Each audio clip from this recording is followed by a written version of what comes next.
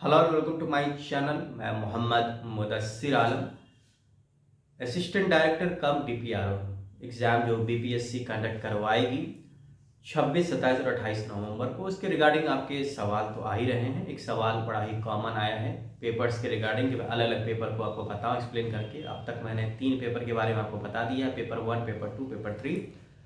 आज मैं आपको इस वीडियो में बताऊंगा पेपर 4 के बारे में। पेपर 4 जैसा कि आपको पता है कि वो पूरा का पूरा बेस्ड है प्रिंसिपल्स ऑफ जर्नलिज्म, पत्रकारिता के सिद्धांत, और उससे रिलेटेड जो भी 2-3 टॉपिक्स हैं इनको आपको पढ़ना बहुत ज़रूरी है।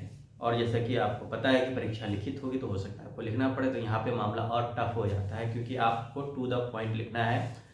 आप ऐसा नहीं कर सकते कि कुछ भी आपने स्टार्ट किया और आप लिखते जा रहे हैं और आप कुछ लॉजिक ही नहीं दे रहे हैं, टू द पॉइंट नहीं लिख रहे हैं।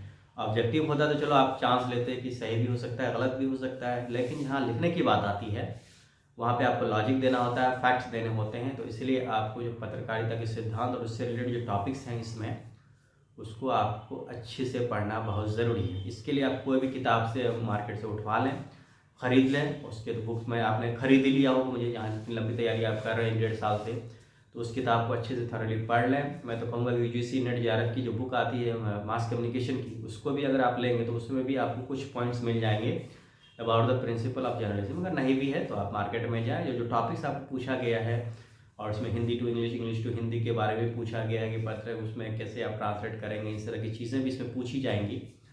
तो ये मैं फोकस करना चाहूँगा कि Hindi to English, English to Hindi paper almost हर पेपर में आपको कहीं ना कहीं टच करना पड़ेगा।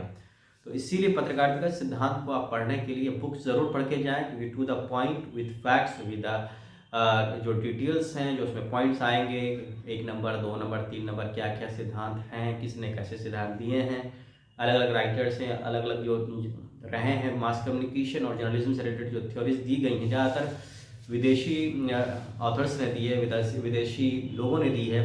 किताबें भी आपको उसी से मिलेंगी, संबंधित मिलेंगी, क्योंकि भारत में पत्रकारिता किस सिद्धांत से रिलेटेड ज़्यादातर बातें नहीं बोली गई, बोली भी गई है तो इतना उनको पॉपुलराइज नहीं किया गया है कि आप उनका सिद्धांत एक्सेप्ट कर लें। इसीलिए आपको करना ये है, आप गूगल भी कर सकते हैं अगर आप मार्केट नहीं जाना चाहते हैं, आप किताब नहीं खरीदना चाहते हैं, तो इन टॉपिक्स को आप गूगल कर लें, गूगल में सर्च करें, आपको नोट्स मिल जाएंगे।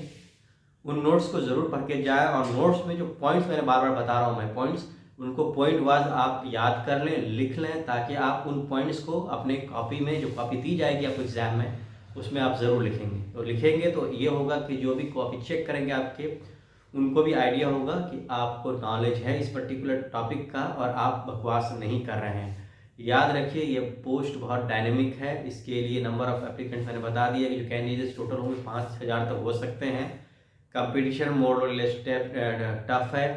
बहुत सारे ऐसे जर्नलिस्ट होंगे, बहुत सारे ऐसे पत्रकारिता से जुड़े हुए लोग होंगे जो काफ़ी लंबे समय से इंतज़ार कर रहे हैं इस पोजीशन का, तो वो भी तो अच्छे से तैयारी कर रहे होंगे, तो उनसे आपकी कंपटीशन है। तो आप कभी भी किसी भी पेपर, इन 5 पेपर में से किसी भी पेपर को आप हल्के में नहीं ले सकते। हर पेपर में आपके स्कोर अच्छे होने चाहिए, तभी आप इंटरव्यू के लिए क्वालिफाई करेंगे। और अगला पड़ाव जो इंटरव्यू का होगा उसके लिए भी मैं आपकी तैयारी करवाऊँगा।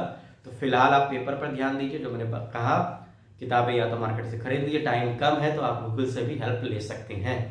तो वीडियो में इतना ही। वीडियो को लाइक कर दीजिए, दूसरों से ज़रूर शेयर कीजिए, चैनल को सब्सक्राइब कीजिए और बेल के आइकन को ज़रूर दबाएं। बहुत बहुत शुक्रिया, बेस्ट विशेष।